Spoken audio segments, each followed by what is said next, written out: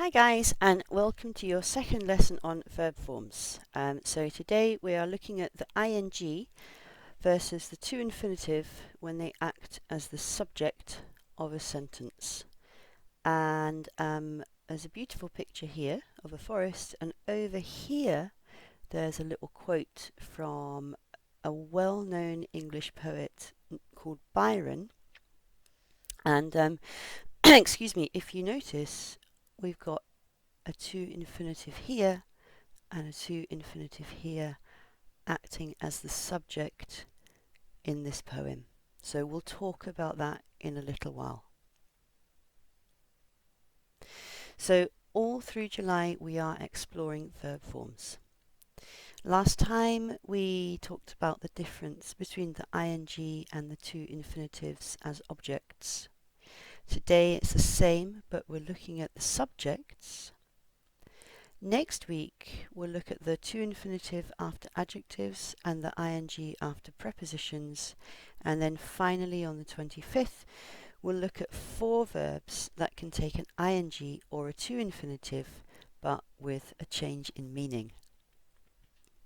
Okay, so I guess the question is, how can you use a verb as a subject? Because that is a little bit strange.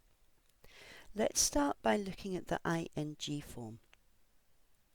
So if you remember from last time, I said that an ing word can be a verb, or it can be an adjective, and it can also be a noun. And when an ing word is a noun, it's called a gerund. So because it's a noun, this gerund, obviously it can be a subject, because subjects aren't nouns. A good little tip is that if you want to check whether an ing is a verb or a noun, you can try to replace the ing with a pronoun. So for example, learning English is fun. There's your gerund here, and we can replace all of this with it. So it is fun. Learning English is fun. Let's look at the to infinitive. So we can do this, we can put the to infinitive as a subject, but it is quite unusual to do so. It's usually seen in dictionary definitions, quotes, or poetic writing, and that's why that quote from Byron is on the first slide of the PowerPoint. Putting the to infinitive as a subject gives a really different feeling to using a gerund. So let's look at some examples. And we'll start with the gerund. Okay, so using a gerund as the subject.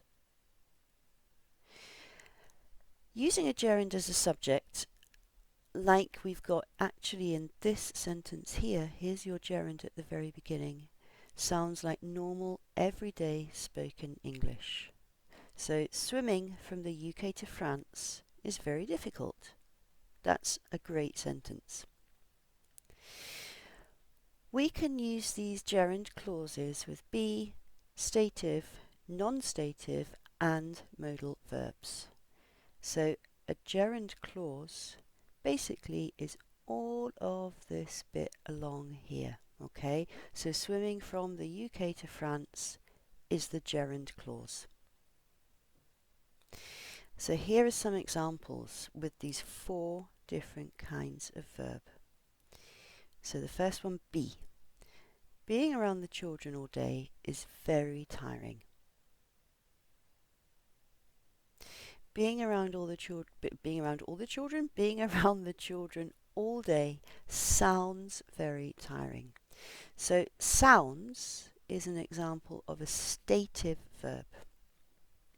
And a stative verb is a verb that describes a state that doesn't change. So sounds is an example. Another good example is the verb believe. So you can say, I believe in God, no problem. But if you say, I am believing in God, it's really weird because to believe in God is a state. So we can't do this with an ing form. Okay?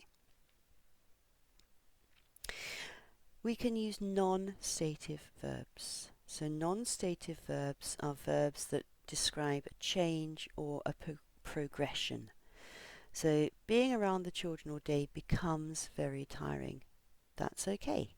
And finally, we can use modal verbs like would. Being around the children all day would be very tiring. So no problems with any of that.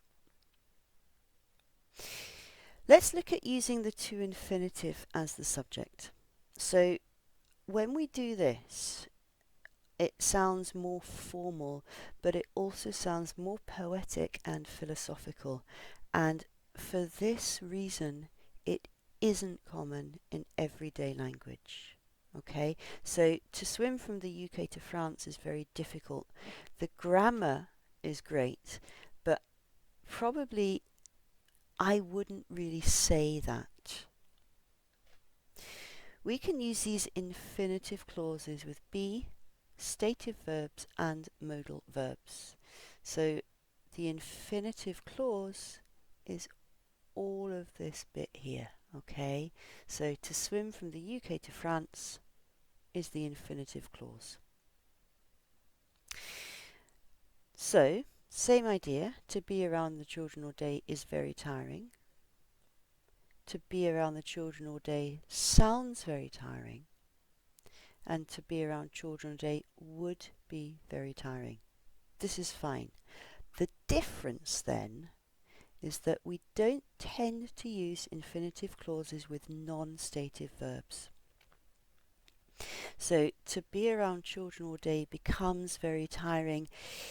It's a little bit strange to use this verb that talks about change and progression with a to infinitive as the subject. So here's a little bit of a summary for you guys. So with the ing or the gerund, it's very common in spoken and written English. It can be followed by any other kind of verb. It makes sense, like logically, it makes sense because actually a gerund is a noun. So all you're really doing is using a noun ending in ing as a subject. The to infinitive is much less common in everyday English. It tends to be used for poetic effect. Okay, so poetry, all that kind of stuff is when you might expect to find language like this. We can't follow a to infinitive with a non-stative verb. And it kind of makes a little bit less sense, I guess. But think of these infinitive clauses as a really long subject. So that's it for today. I'm going to be in the Facebook group this weekend, I think on Sunday. Yeah, it says Sunday here. So do let me know what you think. You can send me a message or you can post your comments and questions. And I'm looking forward to speaking to you guys on Sunday to answer any questions that you guys may have.